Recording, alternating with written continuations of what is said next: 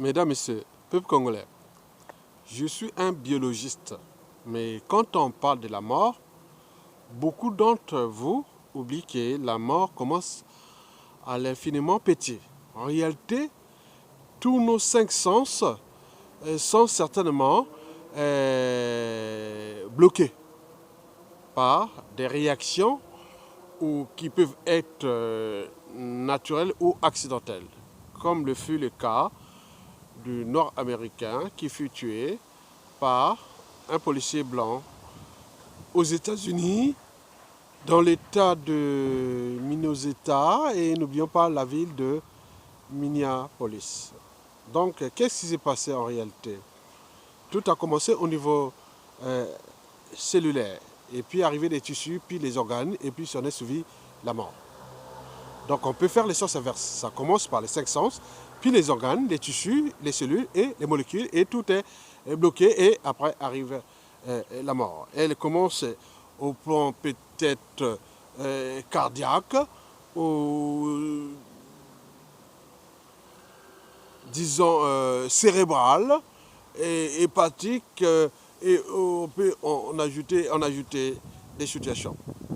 Mais en réalité, la mort est infiniment petite et puis va vers l'infiniment grand, c'est-à-dire la mort clinique. Mais au terme de tous ces enjeux, pour voir si la personne est morte, c'est des fonctions neurovégétatives qu'on appelle la mort végétative ou neurovégétative. On voit qu'il n'y a plus, tout est froid.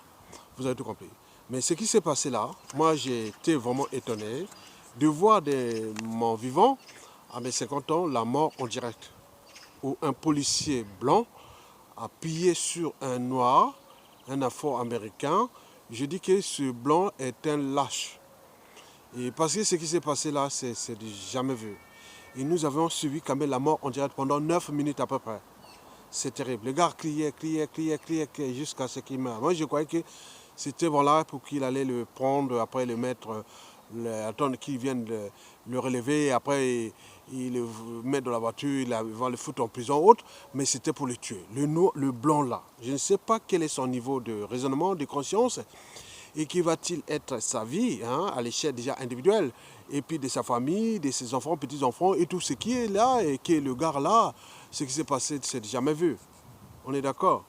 Donc sa vie, et oui, si c'est un criminel attitré, il va certainement prendre ça comme plaisir. Mais tout ce qu'ils ont autour de lui, il me dit non, il y a un souci. Donc nous avons vu vraiment un criminel. Vraiment le blanc là, je vois sa tête là, je dis ah tiens, vraiment un criminel.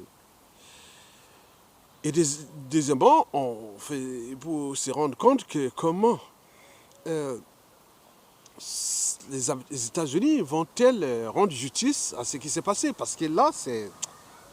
Oui, on s'est dit que bon, ben, il était peut-être noir américain ou afro-américain sans lien avec l'Afrique. Mais s'il y avait des liens en Afrique, quand même, quelque part, il y aurait eu une réaction pareille où un blanc aurait été tué par un policier ou X situation. Ce qui fait que dans notre existence aujourd'hui, avec des genres de situations de bavure policière interraciale, il faut se rendre compte que beaucoup de gens disparaissent par plusieurs choses qui vont arriver dans différents continents et qu'on ne sait pas ce qui est arrivé. Parce que moi, je ne sais pas hein, si c'était un gars qui était originaire d'un pays africain qui a des rapports avec des pouvoirs quelque part, même s'il y a des problèmes politiques, on dit, diplomatiques, on dit oui, c'est passé, mais il est sûr et certain qu'il y aura des coups bas derrière. Donc cette situation, ces genres de trucs vont avoir des impacts entre ce que nous interprétons comme tourisme, aller par-ci par-là, mais faites attention que nous aurons 10% de situations de contentieux et qui vont se passer par rapport à des situations interraciales, ce que le blanc a fait là. C'est vraiment, je vous dis sincèrement. Parce que j'ai vu autour des autres, je dis non, est-ce qu'il y a quelqu'un en Afrique et autres. Vous savez, là-bas, ça se règle par les émotions, le pouvoir et autres. Donc là, les États-Unis doivent prendre leurs responsabilités pour la communauté noire et voir aussi ce qui peut avoir comme impact dans l'espace et le temps, surtout à l'échelle africaine. Donc je ne tenais à vous laisser quand même quelque chose, c'est que nous sommes tous individuellement et collectivement en danger, en situation de ce que nous pouvons être victimes comme le noir là aux États-Unis, peut être en Europe, peut être par-ci par-là, mais il y aura des contradictions en Afrique, puisque les Blancs, tout ça, ils sont en Afrique. Donc vous voyez que c'est très, très, très dangereux. Donc j'étais là pour éveiller la conscience des uns et des autres que cette situation est pour les vasos, les racistes et autres, non. Il y a des choses qui peuvent se passer au niveau infiniment petit. C'est-à-dire par des situations qu'on ne sait pas, parce qu'il y a beaucoup de Blancs qui sont morts en Afrique, on ne sait pas pourquoi. Comme les Noirs qui sont morts en Europe, on ne sait pas. Ou autres, donc vous comprenez. Donc c'est tous ces impacts-là, comme rien ne se crée, rien ne se perd, tout cet ensemble. Je vous remercie.